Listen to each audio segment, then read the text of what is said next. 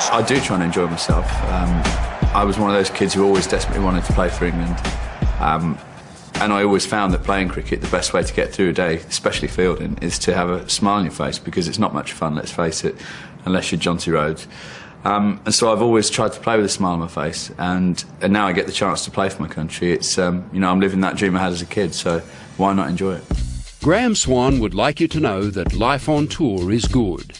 The best English teams have a funny man, and this one chirps, tweets and video blogs the joy. Hi, I'm Graeme Swann, and when I'm not reading about the world's worst band getting back together, I'm on tour with England. Barring some horrendous mishap, Swanny's media future post-playing is assured. He talks easily and entertainingly and terrorises his teammates. Right, this is the darker side of England team media days. The beautiful Stuart Broad. Concentrate. Do not smile, Broad. Do not smile. The Swann cricketing diary began in England's Midlands, where Ray Swann played for Northamp's second 11 and his sons Alec and Graeme tagged along. My elder brother, who played first-class cricket eventually, you know, we'd have our test matches in the garden. He'd get to choose first because he was older, so he'd be in both of them. I was Alan Lamb because he was my hero. You know, he was smaller than he in both of them. But yeah, and we'd have magnificent test matches in the garden that would go on for hours. The cat was a stunning fielder for me at extra cover. Graeme played for his father's county and was chosen to tour South Africa with England 11 years ago. More than anything, I just wasn't good enough, and I knew that.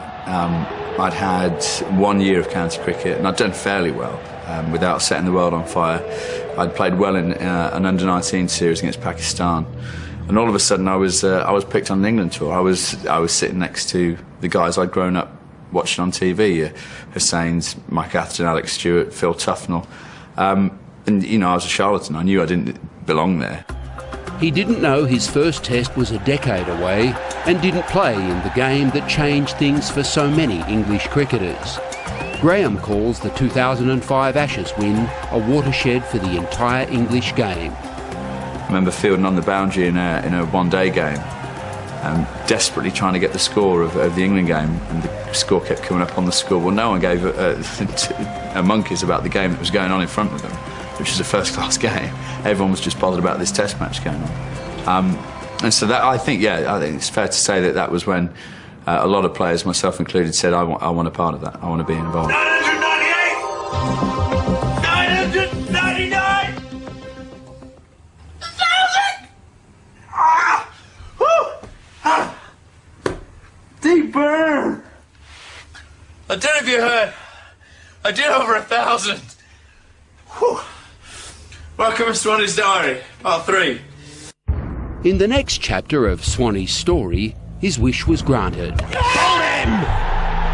It doesn't matter now, punting has gone. Beautiful delivery from Swann. By the time I'm 65, that'll be the best ball ever bowled. At least my grandchildren will be hearing that.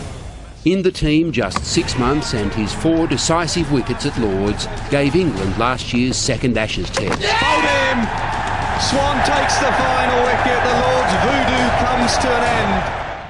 His test career a decade in the making, it's easy to believe Graeme when he says he'd already dreamt what happened in the second innings at the Oval. I picture myself bowling at Mike Hussey because he's a friend of mine, and I get him out somehow, and we win the Ashes, obviously not thinking it'd ever happen. And so for that to actually occur in the second innings at the Oval, I mean, that was just a fantastic day. That was the sort of day I dreamed about as a kid, because afterwards, I mean, everyone will tell you in the ground, to be English that day was a magnificent thing. And they were playing Land of Hope and Glory and Jerusalem and all sorts of stuff. We walked around, there's a huge flag. It was very un-English, actually. It was a sort of outpouring of patriotism, which other nations normally do a lot better than we do. But on that day, I couldn't have felt prouder to be English and to be a part of that team. Graeme's 8 wickets in the final test pushed him up the world rankings and began a run that has England unbeaten in all forms of the game. He's funny, frank and popular with both Ashes teams. It's been brought to my attention that there may have been a bit of product placement in last week's diary. I wholeheartedly apologise for this. I don't condone product placement, and I will not be doing it any longer. Oh look, a Lamborghini.